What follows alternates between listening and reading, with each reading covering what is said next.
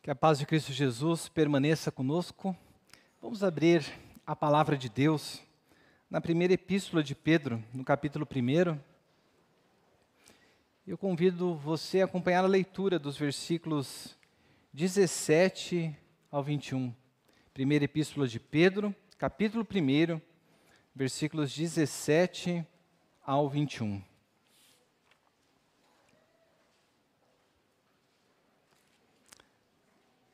Assim diz a palavra do nosso Deus. E se vocês invocam como Pai aquele que, sem parcialidade, julga segundo as obras de cada um, vivam em temor durante o tempo da peregrinação de vocês, sabendo que não foi mediante coisas perecíveis como prata ou ouro que vocês foram resgatados da vida inútil que os seus pais lhes legaram, mas pelo precioso sangue de Cristo, como de um cordeiro sem defeito e sem mácula. Ele foi conhecido antes da fundação do mundo, mas foi manifestado nestes últimos tempos em favor de vocês. Pelo meio dele, vocês creem em Deus, o qual o ressuscitou dentre os mortos e lhe deu glória, para que a fé e a esperança de vocês estejam em Deus. Oremos ao Senhor. Ó Deus, nós te agradecemos pela tua palavra que é viva e eficaz. E nesse momento nós te pedimos, abra os olhos do nosso coração, para que possamos contemplar aquilo que o Senhor tem para nós. E é no nome de Jesus Cristo que nós clamamos a ti, o nosso Senhor. Amém. Você se considera uma pessoa medrosa? O medo é algo que faz parte da existência humana. Quando nós somos pequenos, ou quando éramos pequenos, é muito provável que nós temíamos coisas que não deveríamos temer. Temíamos o escuro, temíamos alguma coisa que nós assistíamos na televisão. E com o passar do tempo, mesmo amadurecendo, parece que nós ainda insistimos em temer coisas que são pequenas e que não são importantes. Quantos aqui, talvez, não têm medo de uma barata? Ou não tem medo de um sapo? Você quer ver a coragem de um homem? Você pode medi-la quando aparecer alguma coisa ali na sua casa, um inseto. E a minha esposa já está olhando ali para mim, com uma risadinha no canto do rosto. Mas nós tememos aquilo que nós imaginamos que pode nos fazer mal. Mas será que nós tememos as coisas que verdadeiramente importam? Ou melhor, será que nós tememos aquilo que a palavra de Deus diz que nós devemos temer? Veja, nós tentamos domar o medo. Quantos de nós aqui não gostam, às vezes, de sentar na televisão e assistir um filme de terror? Mas por que nós gostamos disso?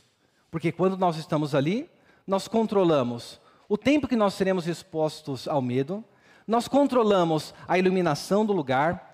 Se a musiquinha de fundo do filme estiver muito assustadora, nós apertamos o botão mute. Então, nós gostamos ali de sentir o medo, mas o medo debaixo do nosso controle. Mas a palavra de Deus, ela nos volta aqui nesta noite, a nossa atenção para nós considerarmos aquilo que nós verdadeiramente devemos temer em nossa vida. E o texto que nós temos diante de nós, ele tem apenas uma ordem e tem um imperativo que nós devemos refletir e tomar para nossas vidas, não apenas nessa manhã, mas para o resto da nossa existência. E o imperativo que é dado por Deus para nós, ele pode ser lido aqui logo no versículo 17. Vivam com temor durante o tempo da peregrinação de vocês. A palavra de Deus nessa manhã, ela vem nos convidar a vivermos com temor diante da presença de Deus. O que a palavra de Deus está dizendo é, eu e você devemos viver uma vida temendo aquilo que verdadeiramente deve ser temido. E o que nos será apresentado aqui é que eu e você devemos viver tendo temor, tendo medo do Deus a quem nós servimos. Nós veremos como isso se desenvolve na palavra de Deus. E nós veremos isso em 3 etapas, verificando que a palavra de Deus nos diz a respeito do juízo de Deus, Em segundo lugar, a respeito da redenção que nos é dada por Cristo. E em terceiro lugar, da posição privilegiada que nós desfrutamos diante da presença de Deus. O texto da palavra de Deus, ele começa aqui nos chamando a atenção para algo a respeito do nosso Deus. Ele começa aqui dizendo: se vocês invocam como Pai aquele que sem parcialidade julga segundo as obras de cada um, vivam em temor durante o tempo da peregrinação de vocês. Em primeiro lugar, sabe por que eu e você devemos viver com medo de Deus? Devemos viver com temor do Senhor? Porque o Deus a quem nós servimos, Ele é um santo juiz. Veja, a palavra de Deus, ela começa aqui chamando a nossa atenção para o fato daquilo que Deus é. Ele nos diz aqui, olha, se vocês invocam como Pai, quem que nós consideramos o Deus a quem nós servimos? Consideramos o nosso Deus, e a palavra de Deus nos diz que Ele é o nosso Pai, o Pai que nos ama, o Pai que cuida de nós e nos dá a provisão. E esse texto, ele não está falando sobre nada que nós devemos temer o juízo de Deus, por conta do fato de que nós talvez possamos perder a nossa salvação, não. Porque logo na abertura dessa epístola, nós vemos aqui que é dito a respeito do nosso Deus, Ele nos elegeu, e nos elegeu com um propósito para a obediência e aspersão do sangue de Cristo. Ora, se o texto não está falando que nós devemos temer a Deus, por conta de algo que nós devemos perder, o que então esse texto ele está nos colocando? Veja, todos nós temos um entendimento a respeito do que deve ser o papel de um pai. O pai é aquele que ama, o pai é aquele que dá a proteção necessária, o pai é aquele que dá a provisão, mas hoje em dia é capaz que a compreensão que nós temos da paternidade, ela esteja distorcida por meio da maneira como nós muitas vezes lidamos com os nossos filhos. Muitas vezes nós criamos os nossos filhos e vivemos em um ambiente em que unicamente que é destacado na paternidade é o amor, e um amor que não imprime juízo, um amor que não julga. Um amor ali que quando vai lidar com o filho é o quê? Não, vamos conversar aqui. Não há disciplina, não há regras, unicamente o que existe é o amor. Deixa o meu filho viver da maneira como ele bem entende. Mas o que a palavra de Deus, ela vem a nos mostrar a respeito do nosso Deus, é que o Deus a quem nós servimos, Ele não é o Deus que é indiferente a respeito da maneira como nós vivemos a nossa vida no nosso dia a dia. Este Deus que ao mesmo tempo é o nosso Pai, aquele que nos adotou em sua família, a palavra de Deus está nos dizendo que Ele é um juiz. Ora, um juiz, ele lida com leis, e ele dá o veredito de acordo com a maneira como a pessoa se comportou diante daquela lei. Uma das coisas que um juiz deve ter é imparcialidade diante daquilo que está sendo observado. E nós muitas vezes nos esquecemos que a palavra de Deus, que apresenta o nosso Deus amoroso, ela também apresenta este Deus como Deus que é um justo juiz. É um juiz que julga com imparcialidade, ou seja, é um Deus que se importa com a maneira como nós vivemos no nosso dia a dia. E aqui diz que Ele julga a cada um segundo as obras de cada um. Veja, a maneira como nós vivemos, ela é observada pelo nosso Deus, e Deus não é indiferente para a maneira como nós vivemos. Nós muitas vezes, dos nossos relacionamentos, nós que somos casados, nós tratamos mal a nossa esposa, nós tratamos mal os nossos filhos, e ao fazermos isso, nós agimos da seguinte maneira: olha, isso não é tão importante para Deus assim. Só que a palavra de Deus nos diz que esposos amem as suas esposas como Cristo amou a sua igreja. Para as crianças e para os adolescentes, e até mesmo para os adultos.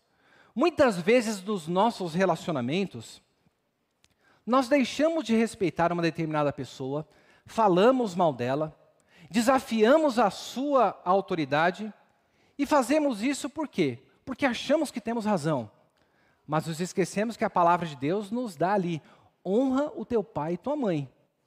E embutido nisso está a honra que nós devemos a todas as autoridades que Deus colocou sobre nós. Mas quando nós ignoramos que Deus é um justo juiz e que Ele se importa com a maneira como nós vivemos a nossa vida, nós ignoramos isso e tratamos com desdém as pessoas que nós deveríamos tratar com a autoridade. A visão que nós temos a respeito de Deus, ela vai determinar a maneira como nós vivemos a nossa vida. Veja, nós corremos um risco sério em nossa vida se nós olharmos unicamente para a paternidade divina, ignorando que o nosso Deus, Ele é um justo juiz. Que o nosso Deus não é um pai que mima os seus filhos. Aquele pai que olha, faz vista grossa e vê: não, é criança, criança faz essas coisas mesmo. O nosso Deus é um pai que Ele se importa com a maneira como nós vivemos, e por isso a palavra de Deus aqui, ela chama a nossa atenção para que viva com temor, sabendo que Deus, Ele trará o justo juízo pelas obras que nós praticamos. A palavra de Deus não está falando nada a respeito de salvação por obras. Nós não somos salvos por nada que nós fazemos. Nós cantamos aqui que nós fomos justificados, estamos sendo santificados e um dia seremos glorificados. Nós éramos dignos da ira de Deus, mas o Senhor nos livrou da culpa do pecado. Nós éramos escravos do pecado, mas o nosso Deus nos tornou seus filhos e nós somos hoje escravos do nosso Deus. Nós vivíamos uma vida morta em nossos delitos e pecados, mas a palavra de Deus nos diz que um dia nós seremos livres da presença do pecado de uma vez por todas. E por isso nós glorificamos a Deus. Mas o nosso Deus não é indiferente à maneira como vivemos, e quando olhamos para as Escrituras, nós vemos que Deus nos julga e nos julgará de acordo com a maneira como nós nos relacionamos com Ele. Se você olhar para, depois leia na sua casa, na primeira epístola de Coríntios, no capítulo 3, nós veremos ali que aqueles que trabalham na obra do Senhor, a saber, todos nós, podem edificar nessa obra com madeira, feno, palha, mas podem também edificar com ouro, prata e pedras preciosas. Sabe como que o valor desta obra será avaliada? A palavra de Deus nos diz que essas obras serão avaliadas pelo fogo. Se permanecerem pelo fogo, a pessoa será salva. Mas se não permanecer, a palavra de Deus não diz que essa pessoa perderá a sua salvação. Mas ela nos diz que será salva como que pelo fogo. Eu não sei você, mas eu não quero entrar no céu chamuscado.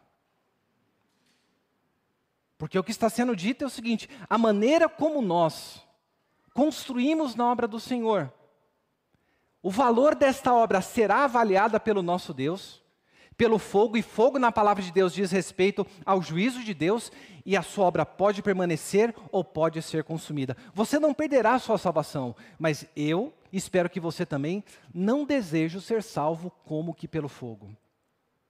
Na segunda epístola de Coríntios, também no capítulo 5, nós vemos ali que nós um dia compareceremos diante do tribunal de Cristo. E sabe o que será dito ali para nós? Para que cada um receba segundo o bem ou o mal que tiver praticado por meio do corpo. Nós chegaremos um dia diante do nosso Senhor e daremos conta diante do tribunal de Cristo, do tribunal do Cordeiro, de acordo com o bem ou com o mal que nós realizamos. Como que você deseja viver a sua vida diante do Senhor? A palavra de Deus, nessa manhã, ela nos convida a vivermos uma vida de temor. E não é um convite, ela nos dá uma ordem. E a ordem que nos é dada é: durante a sua peregrinação, viva com temor. Durante a sua peregrinação, tema o Deus a quem você serve. E tema o Deus a quem você serve, porque Ele, que é um Pai amoroso, é também um justo juiz. O que você mais teme nessa vida? Nós passamos por dias difíceis e temos passado por isso. E veja, o medo que nós temos, ele se deve a um mau futuro que nós enxergamos como algo que excede ao nosso poder de poder lidar com ele. E isso muda a maneira como nós vivemos. Veja, por conta de toda esta situação de pandemia que nós vivemos, os hábitos da população mundial foram mudados. Pessoas que não lavavam a mão passaram até a lavar com álcool. Pessoas que não se preocupavam com a maneira como se espirravam passaram a utilizar máscaras. Pessoas que não se importavam no lugar em que se encontravam se enclausuraram dentro de casa porque, pelo medo de perder a sua vida, tomou as devidas precauções. Agora, você já parou para pensar se nós temêssemos a Deus da mesma maneira como nós tememos este vírus da pandemia? Veja, o temor do vírus fez com que nós mudássemos os nossos hábitos. E tivemos que fazer isso daí. Mas veja, será que nós temos o mesmo zelo com a nossa vida, no nosso relacionamento com Deus, quando diz respeito ao temor do Senhor? Porque no domingo passado nós vimos que o imperativo que nos foi dado foi, olha, sejam santos, porque o vosso Deus é santo. A palavra de Deus, então, aqui nessa manhã nos convida a viver com temor, e a primeira razão que ela nos apresenta para isso é porque o Deus a quem nós servimos é um santo juiz. Mas, em segundo lugar, a palavra de Deus nos mostra e nos dá esta ordem para o temor do Senhor, nos apontando para algo que Cristo fez. Sim, Deus é um justo juiz. Deus, Ele trará juízo às obras que tivermos praticados. Mas também a palavra de Deus nos aponta que eu e você devemos temer ao Senhor pela preciosidade da redenção em Cristo Jesus. Olha só o que nos é dito no versículo 18. Sabendo que não foi mediante coisas perecíveis como prata ou ouro que vocês foram resgatados da vida inútil que seus pais lhe legaram, mas pelo precioso sangue de Cristo, como de um cordeiro sem defeito e sem mácula. Veja, no versículo anterior, a palavra de Deus, ela nos diz que nós devemos viver com temor durante a nossa peregrinação, nos lembrando que nós somos filhos de Deus, mas somos peregrinos neste mundo. E aqui ela nos lembra de algo também a respeito da nossa vida pregressa. Ela nos diz que nós fomos resgatados de algo. E esse algo do qual nós fomos resgatados é da vida inútil que os nossos pais nos legaram. E o que ele diz respeito aqui? A tudo aquilo que aqueles cristãos viviam antes deles terem sido transformados pelo Evangelho. E a maneira como eles viviam havia sido legado a eles pela criação que eles receberam dos nossos pais. Nós, no domingo passado, refletimos a respeito de que legado nós queremos deixar para as gerações posteriores. O legado que os pais desses cristãos legaram é colocado aqui por Deus como sendo uma vida inútil, uma vida de inutilidade, uma vida valorizando as coisas que não deveriam ser valorizadas. Ele nos diz, olha, saiba que não foi mediante coisas perecíveis que vocês foram comprados. Não foi mediante prata e ouro que nós fomos comprados. E agora pare por um momento. O que nós valorizamos na nossa vida? Veja, porque as coisas que nós valorizamos, elas também determinam a maneira como nós viveremos a nossa vida. E pense, quando as pessoas olham para o nosso viver, o que elas percebem, o que elas observam que nós valorizamos? É capaz que as pessoas olhem para a gente, ou a maneira como nós criamos os nossos filhos, é capaz que nós criamos passando como um legado adiante de que a vida que verdadeiramente importa, aquilo que deve ser valorizado, é você ganhar dinheiro. Não tem nada de errado com você ganhar dinheiro. Mas o que nós estamos passando? Olha, a vida que importa é aquela vida que você trabalha para acumular para si. E olha, veja, eu estou aqui, ó, eu estou, olha, observe meu filho, eu estou me esforçando, estou trabalhando, porque eu quero dar o melhor de vocês para o futuro de vocês. Quando o nosso filho observa para isso, o que ele está vendo? Algo está sendo comunicado do que é valorizado. É capaz que nós consideremos como algo, como um grande valor, a inteligência, o conhecimento. E como que nós evidenciamos isso? Nós gastamos tudo aquilo que nós podemos, quer para a nossa formação, quer para dar a melhor educação que nós imaginamos dar para os nossos filhos. Então ali nós mandamos eles para bons colégios, nós damos uma formação em idioma, buscamos dar a melhor influência para que eles tenham o melhor conhecimento e muitas vezes ignoramos a vida deles com Deus, mas damos o investimento porque aquilo que nós consideramos como precioso é a inteligência. Ou pode ser que o que nós consideramos como precioso é você ter um bom reconhecimento. Ou seja, nós passamos a imagem, olha, o que importa é as pessoas olharem para você e você ser conhecido como aquela pessoa que é uma pessoa simpática, é uma pessoa que não é uma pessoa julgadora, uma pessoa bem relacionada. A ênfase que está colocada é que a vida que importa é uma vida de reconhecimento público. Agora observe, o dinheiro que você ganha perece. A inteligência que você tem e o conhecimento também podem ser perdidos. O reconhecimento público, pessoas que te reconhecem hoje, amanhã, podem dar as costas para você. E o que Pedro aqui está chamando a atenção para aqueles crentes, que a maneira como eles deveriam viver com temor em Deus, sabendo que a redenção deles não se deu por nada perecível. Agora observe, nós muitas vezes vivemos valorizando coisas que são perecíveis. Dinheiro, reconhecimento público, conhecimento, todas essas coisas têm o seu devido valor, mas quando elas são valorizadas acima de tudo, o que nós construímos para nós é um ídolo e os ídolos falham. Os ídolos não têm poder de dar o sentido que nós buscamos para a nossa existência. E Pedro aqui chama a atenção, olha, vocês foram resgatados. E quando nós passamos por essa palavra, por conta do distanciamento cultural, nós não fazemos muita ideia da importância dessa palavra para as pessoas que estavam ouvindo. Vejam, era a época do Império Romano, diferentemente de hoje, que não há escravidão, havia diversos escravos naquele período, e um escravo poderia acumular dinheiro para si, e comprar e pagar o preço pela sua liberdade. Ele podia ser redimido pelo pagamento de um preço para o seu dono. Ou ainda, uma outra pessoa que tivesse dinheiro poderia pagar o dinheiro para a libertação dessa pessoa. Então, ser resgatado significava viver uma vida de liberdade. Deixar de viver uma vida debaixo do jugo e servidão para viver uma vida plena, uma vida livre diante das pessoas que estavam ao seu redor. E o que Pedro vem aqui a chamar a atenção, olha, vocês foram resgatados.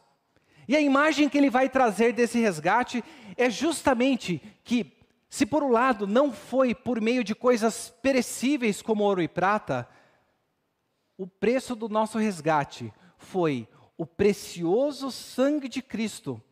E o que ele diz a respeito deste precioso sangue de Cristo foi o sangue derramado de um cordeiro sem defeito e sem mácula. O povo estava no Egito. E logo depois da praga sobre os primogênitos, nós vemos que a Páscoa ali é instituída. E a maneira pela qual Deus protegeria o seu povo seria pela morte de um cordeiro e do sangue que seria passado pelos umbrais da porta. E o anjo do Senhor, ao passar por aquela casa e ver aquela marca, passaria por cima e aquela pessoa não seria condenada. A redenção que Deus concedeu para nós diz justamente a esta compra de uma vida inútil, de uma vida de escravidão num pecado, mas uma vida que foi obtida pelo derramamento do sangue de alguém. Observe as coisas que as pessoas valorizam. Ninguém quer morrer. E nunca se pensou tanto a respeito de morte quanto nos últimos tempos dessa pandemia. Observe o quanto dinheiro pessoas não gastam para ter uma vida longa. Há toda uma indústria no mercado para a longevidade, de suplementos, coisas relativas a isso. Há pessoas que gastam fortunas para congelar o seu corpo por uma tecnologia de criogenia, na esperança de que no futuro encontrem a cura para a sua doença. Há outras que gastam rios de dinheiro para o desenvolvimento de inteligência artificial e, por conta da sua visão materialista, achando que a sua consciência um dia poderá ser carregada para algum sistema digital. O homem não deseja morrer, mas o homem quer comprar a sua redenção, a sua liberdade do poder da morte, pelos seus próprios recursos. Mas sabe por quê? O sangue de Cristo ele é precioso? Porque o sangue de Cristo é o único meio através do qual nós podemos obter vida e obter plena liberdade da nossa existência. Você pode ter dinheiro para alterar o seu corpo, para congelá-lo, para tomar suplementos que prolonguem a sua existência, mas nada disso poderá te livrar do poder da morte. E é por isso que Pedro chama a atenção daqueles crentes colocando, olha, nós fomos resgatados por algo precioso. E a preciosidade do sangue deste Cordeiro Imaculado é o que nos dá acesso verdadeiro à vida eterna. E nós precisamos parar e nos perguntar o quanto que nós temos valorizado a redenção que nos foi dada em Cristo Jesus. Sabe como nós podemos fazer isso? É fazendo um inventário da nossa vida e nos perguntando sobre o que nós consideramos precioso. O que eu invisto mais o meu dinheiro?